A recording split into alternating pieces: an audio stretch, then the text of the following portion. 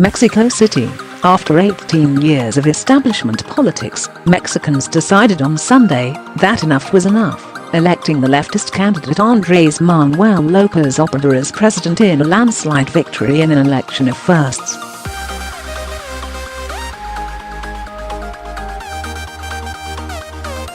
Capturing more than half the vote, according to early returns, he won by the largest margin in a presidential race since the nation transitioned to democracy nearly 20 years ago.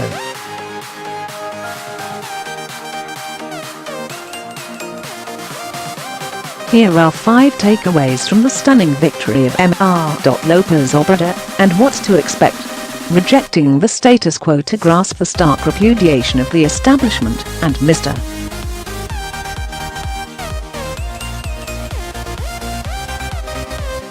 López Obrador's ability to capitalize on it. It is helpful to understand the recent electoral history of Mexico.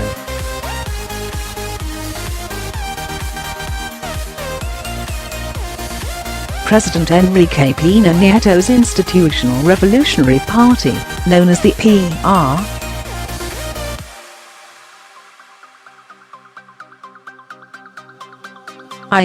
dominated politics in Mexico from 1929 until 2000, when it was unseated by the conservative National Action Party, or P.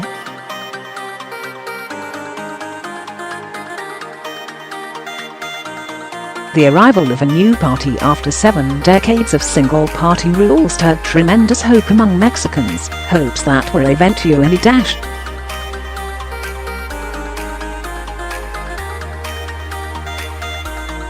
Over the 6-year term, poverty remained pervasive, and corruption unchecked. Though the party was re-elected to office in 2006, President Felipe Calderón took the nation to war, deploying the military against the nation's drug cartels.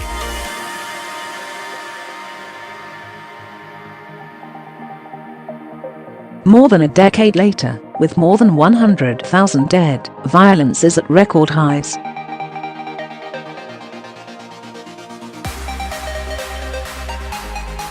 Mr. Peña Nieto appeared in 2012, a fresh-faced candidate selling a new and improved P.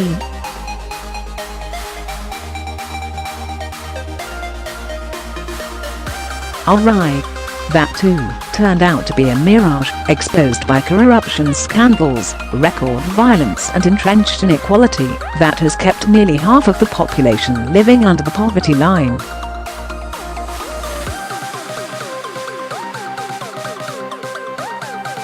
With 18 years of layered disappointments, Mexicans are hungry for change, and, perhaps, a bit of revenge.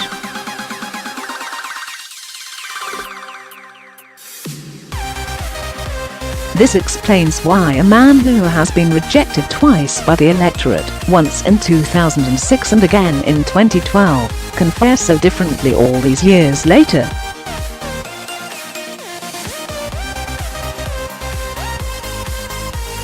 The Trump factor.On. Sunday night, President Trump congratulated Mr. López Obrador on his victory.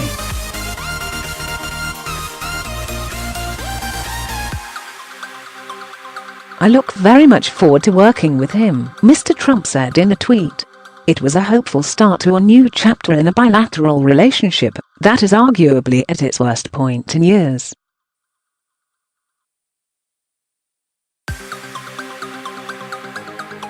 Mr. Trump has badgered Mexico since he announced his candidacy, criticizing its migrants, threatening to abandon the North American Free Trade Agreement and promising to build a wall between the two countries.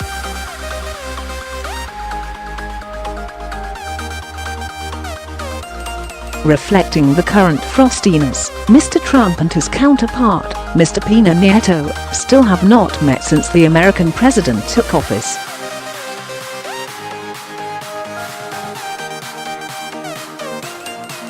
Though a leftist, Mr. López Obrador has drawn comparisons to Mr. Trump for his nationalist impulses, populist rhetoric and combative personality.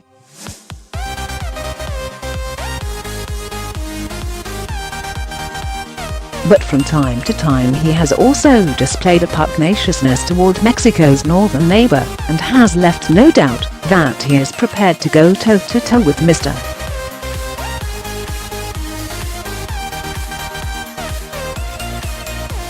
Trump to defend Mexico's interests. Mexico's immense challenges.The chronicles that Mr.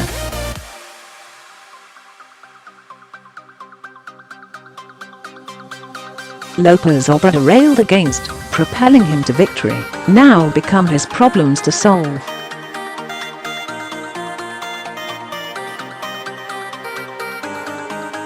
Among them is corruption. On the campaign trail, he was short on details about how he intended to confront the problem, but said he would lead by example. His professed honesty and ethical cleanliness, he said, would flow downward through the ranks of his government and help change the nation's culture.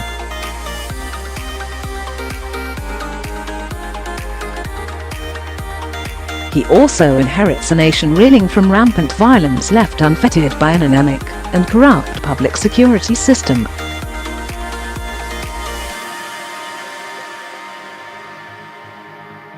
More homicides were reported in May than in any other month since the government launched its current record-keeping system 2 decades ago, and 2017 was the deadliest year on record during the same time period.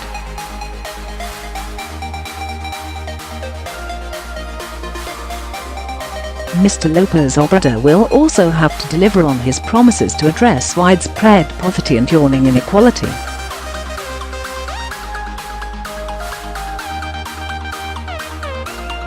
He has laid out a development agenda that would drastically increase spending on social programs, including increasing pensions for older citizens, expanding educational opportunities for students, and bolstering subsidies for farmers.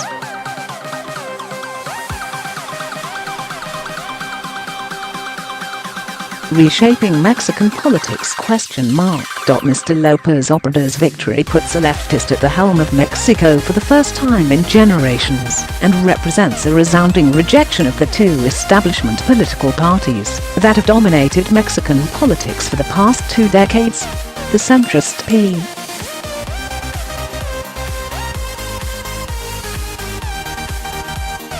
RI, and the center-right PAN. The results were particularly brutal for Mr. Peña Nieto and the P.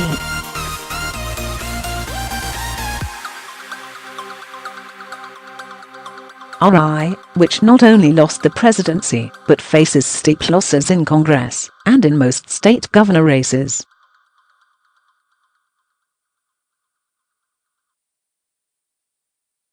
The party was once the powerhouse of Mexican politics, but Sunday's results plunged the P.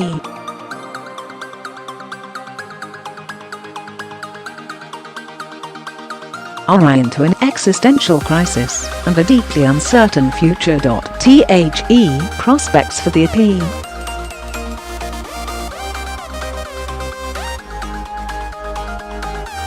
AN remain equally cloudy.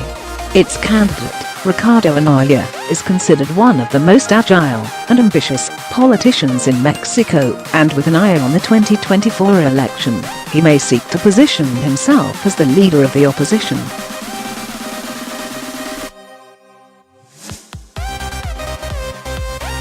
Investors watching warily. FOR, as long as Mr. López Obrador has been running for president, accusations that he will sink the economy have chased him.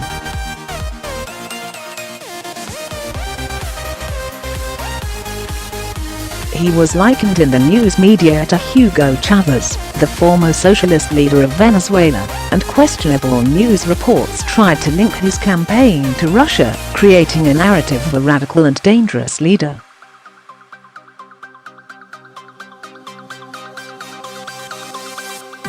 While the comparisons to Mr. Chavez are overblown and the connections to Russia totally unproven, Mr.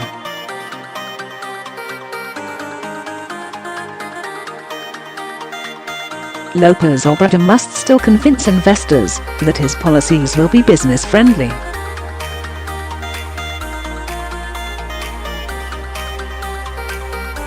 They are far from enthusiastic, but they are adopting a wait-and-see attitude, said Duncan Wood, the director of the Mexico Institute at the Wilson Center in Washington.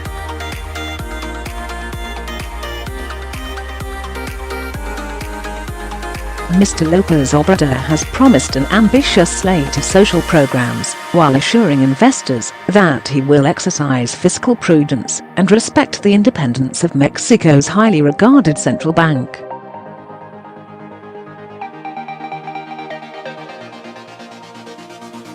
In his acceptance speech Sunday night, he echoed those promises. But how will he pay for his social programs? His advisors estimate they will eat up about 10% of the federal budget, or roughly $25 billion, annually.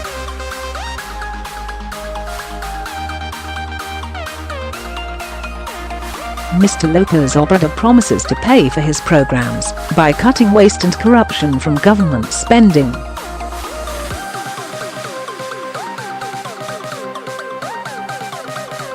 Analysts question whether that will be enough.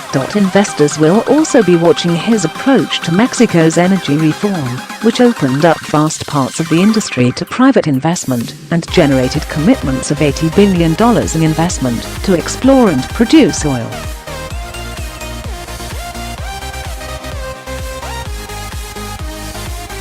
Mr. López Obrador has been a fierce opponent of attempts to privatize the oil industry, but he has said he will respect existing contracts and the rule of law.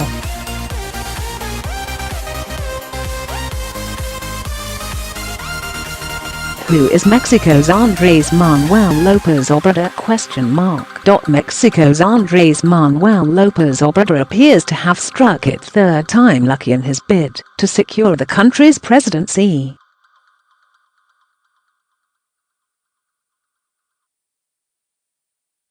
López Obrador, known by his initials AMLO, claimed victory in a speech late Sunday local time, telling supporters gathered in Mexico City that the primary mission of his government will be to eradicate corruption from the country.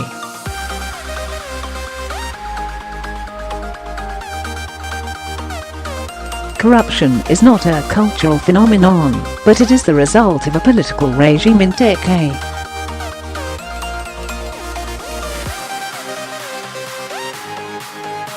We are absolutely certain that this evil is the principal cause of social inequality and of economic inequality, said López Obrador, who sought the presidency twice before.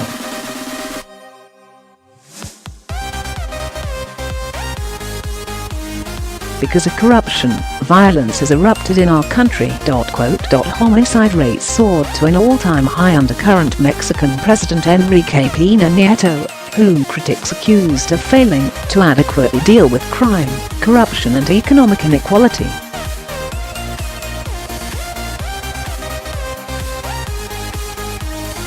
Peña Nieto could not seek re-election under Mexico's single six-year term for its presidents.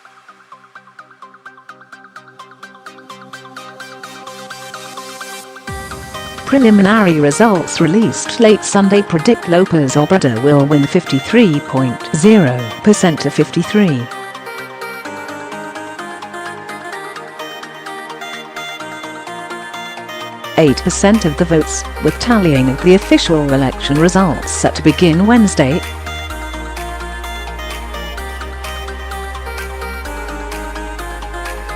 López Obrador told his supporters he would convene representatives from the United Nations, human rights and religious organizations to create a peace plan for his country.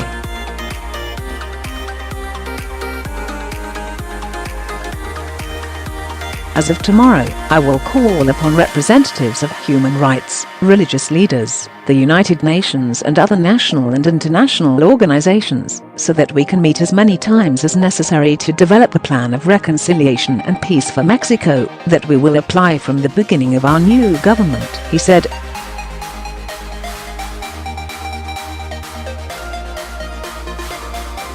Power Mafia. López Obrador ran on a populist platform to break what he described as the grip that elites or power mafia have on Mexican society.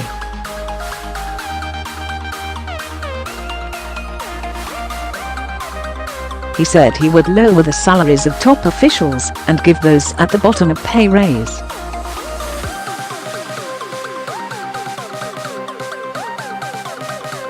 He promised to sell the presidential planes, turn the presidential palace into a public park, and cut his own salary in half.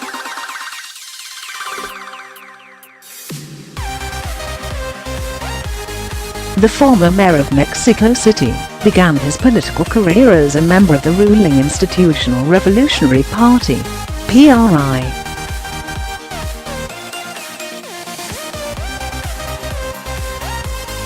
He later joined the Party of the Democratic Revolution and more recently formed his own party, the National Regeneration Movement, known by its Spanish acronym as Morena.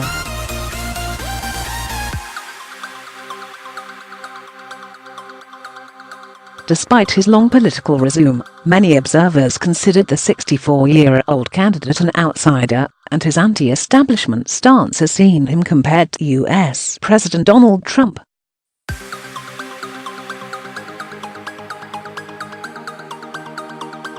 However, Duncan Wood, the director of the Wilson Center's Mexico Institute, told CNN's Rafael Romo that Trump was an anti-politician, while López Obrador was a lifelong, professional politician.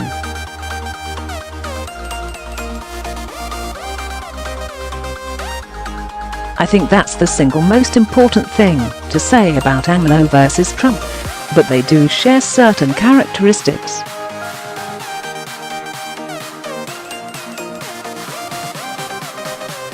In terms of economic policy, both Donald Trump and Andrés Manuel López Obrador are economic nationalists.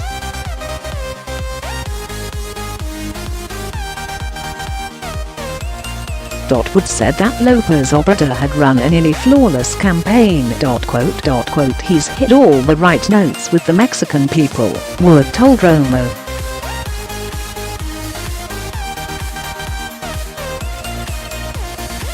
He doesn't want to be the president who kowtows to President Trump. He doesn't want to be the president who sells out national pride.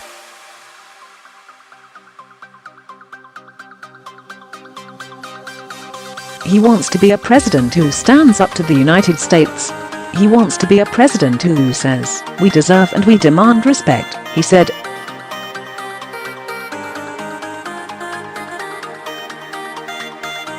The new president will have to contend with Trump's threats to pull out of the North American Free Trade Agreement and his calls for the construction of a border wall between the two countries, among other divisive talking points.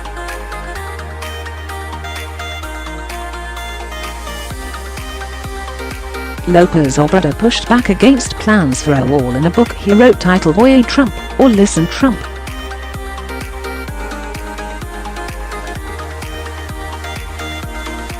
Quote, he also pledged to propose to keep NAFTA. Third presidential bid. However, his critics say he has an authoritarian streak and could be Mexico's Hugo Chavez, referring to the socialist Venezuelan president who led his country to economic ruin.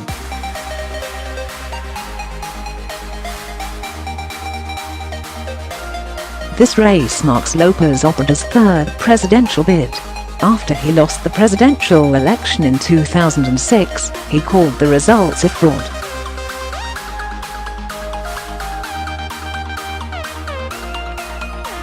Back then, López Obrador called himself the legitimate president of Mexico, and his supporters protested nationwide.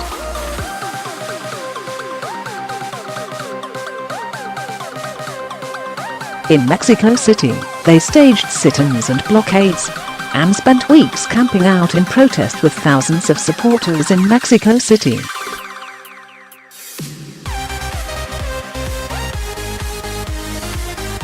He alienated many Mexicans and lost again by a wider margin in 2012.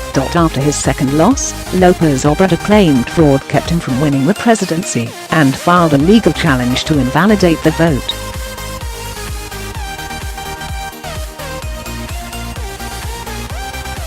However, the nation's electoral tribunal ruled that the demand to invalidate the election was unfounded, and that López Obrador's coalition didn't prove any constitutional violations, or that their process hadn't been free and fair.